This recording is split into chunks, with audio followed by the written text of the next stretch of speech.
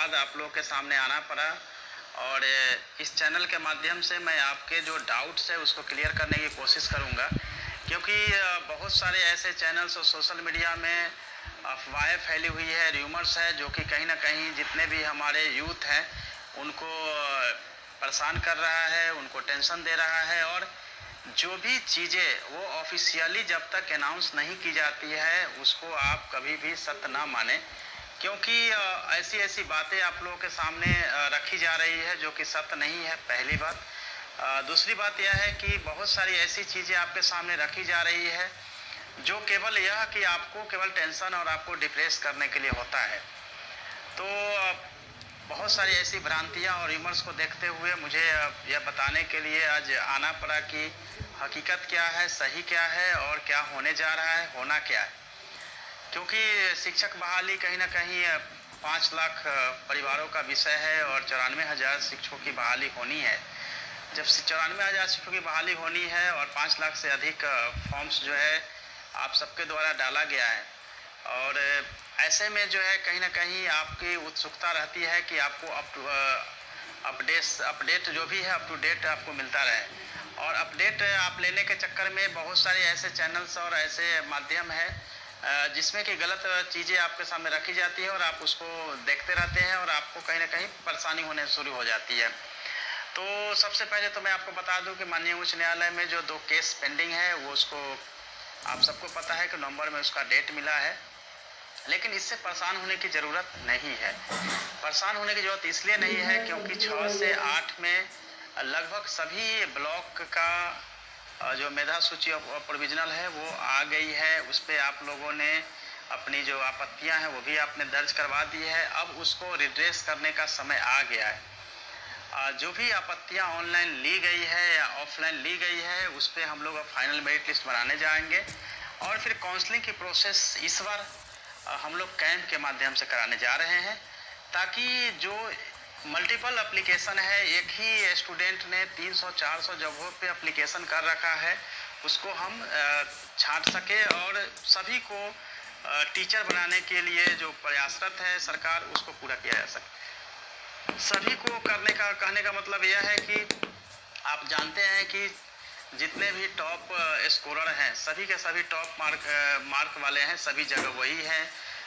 जो भी मैंने भी मेरिट लिस्ट जो देखा है तो ऐसा लगता है कि सभी कैंडिडेट्स ने सभी जगह अप्लाई कर रखा है। अगर ऐसा होगा और हम अगर एक एक प्रमंडल वाइज या डिस्ट्रिक्ट वाइज जब तक उसकी काउंसलिंग नहीं करवाएंगे तब तक जो है वो फिल्टर होता नहीं जाएगा, नहीं हो पाएगा। तो 6 से 8 की प्रोसेस हम करेंगे और आप सब जानते हैं कि माननीय उच्च न्यायालय द्वारा केवल नियोजन पत्र देने की मनाही की गई है, प्रोसेस पे मनाही नहीं की गई है और प्रोसेस कंटिन्यू रखने को कहा गया है। तो जब तक कि इस पर डिसीजन नहीं आ जाता है तब तक हम लोग 6 से 8 में पूरी तरह से सेफ हैं, जिसमें कि बहुत जल्दी ही फाइनल मेरिट लिस्ट और कैंप के माध्यम से वेरिफिकेशन भी कराने की कोशिश करने जा रहे हैं। तो 6 से 8 जितने भी कैंडिडेट्स हैं जो 6 से 8 में ऑलरेडी इंगेज हो जाएंगे उनके सर्टिफिकेट वेरिफिकेशन किए जाएंगे। तो 1 से 5 में का जो प्रोसेस है आप सब जानते हैं कि प्राथमिकता के चलते वो रुकी हुई है, लेकिन फिर भी प्राथमिकता के केस के बावजूद हमने 1 से 5 का जो सूची है वो NIC पे डालना शुरू कर दिया है। तो उससे आपको एक आइडिया मिल जाता है कि कहाँ कोई गलती है तो उसको आप सुधार सकते हैं। क्योंकि कई बार आपने देखा है कि आपके नाम नहीं है, कई नियोजन इकाई में आपका नाम नहीं आया है, NIC पे आया है, फिर आपने दावा आपत्ति दी है, कई जगहों पे आपके नाम गलत हैं, या फिर सर्टिफिकेट नंबर अगर आप डालते हैं तो सर्टिफिकेट में किसी और का नाम दिखता है। टेट का जो आपके सर्टिफिकेट है अगर उस सीरियल नंबर को डालते हैं तो कुछ और दिखता है। तो कई तरह की समस्याएं थी जो कि कहीं ना कहीं ऑनलाइन आपत्ति होने से वो आप लोगों को सहूलियत हुई। अदरवाइज कोविड-19 के इस समय में अगर आप लोग नियोजन इकाइयों के पास जाते तो शायद हम लोग मिलते या ना मिलते, या आपकी जो बातें हैं वो रिकॉर्डेड होती या नहीं होती। चूँकि NIC के माध्यम से ली गई है ऑनलाइन आपत्ति, तो कहीं ना कहीं ये रिकॉर्डेड है, जिसको कि एक ऐसा पार्ट है जिसको कोई भी हाइड नहीं कर सकता है। और 1 लाख से अधिक जो है आपत्तियां ऑनलाइन प्राप्त हुई है। इसे समझा जा सकता है कि कितनी आप लोगों की जो एप्लीकेशन है कितने ज़्यादा हुआ है, एप्लीकेशन के बाद इसमें कितनी सारी जो है त्रुटियाँ हैं जिसका परिणाम ये देखने को मिल रहा है। यह कभी ना समझे कि अगर आपने कहीं अप्लाई किया है और आपका नाम नहीं आ रहा है तो वह नाम नहीं आ पाएगा। अगर आपने आपत्ति दे दिया है तो आएगा ही। और ऑनलाइन आपत्ति अभी भी हमने क्लोज नहीं किया है। उसकी वजह यह है कि कई ब्लॉक जो है उसका पेंडिंग था, तो आपको पूरा मौका दिया गया है। और कहीं ना कहीं हमारे पास इतना समय है जिसमें कि हम लोग इसको प्रोसेस को पूरा करेंगे और काउंसलिंग से लेकर कैंप मोड में हम लोग करेंगे, कैंप मोड के माध्यम से।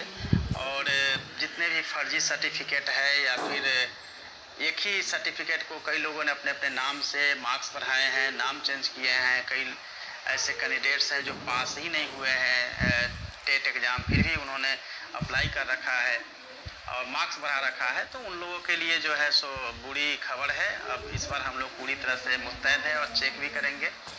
और आप सब जानते हैं कि माननीय उच्च न्यायालय का डायरेक्शन है कि हमें कैंडिडेट्स का ही पता करना है कि कितने कैंडिडेट्स डीएलएड में हैं और बीएड में।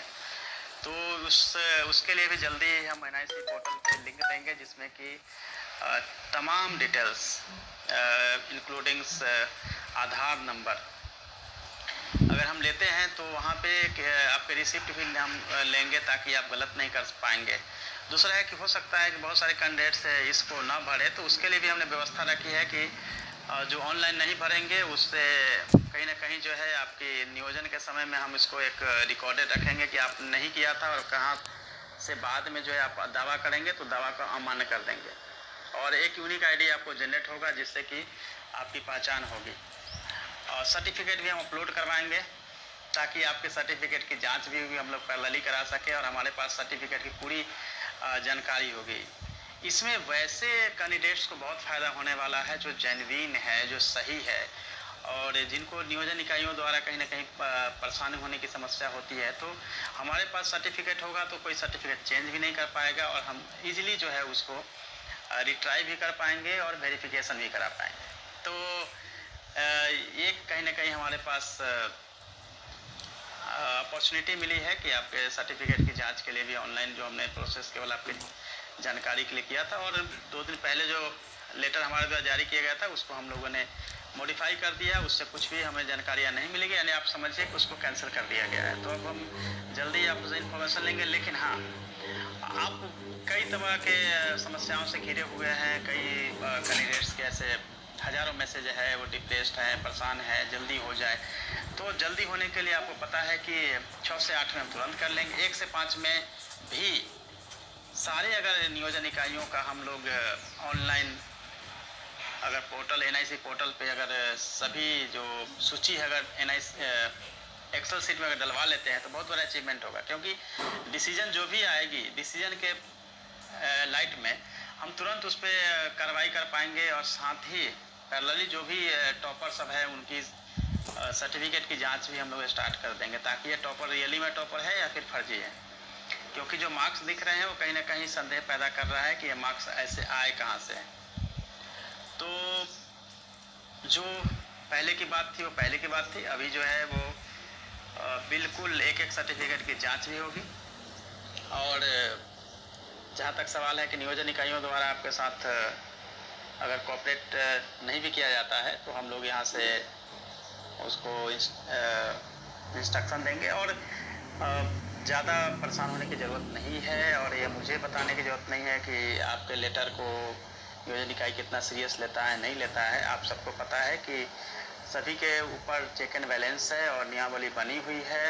और जब परिस्थिति ऐसी बनेगी तो आपने देखा भी है कि हमने कहा भी है कि कार्रवाई के लिए, विभागीय कार्रवाई के लिए या फिर जो रूल्स बने हैं उसके तहत कार्रवाई के लिए भी हमने स्टेप लेना शुरू किया है।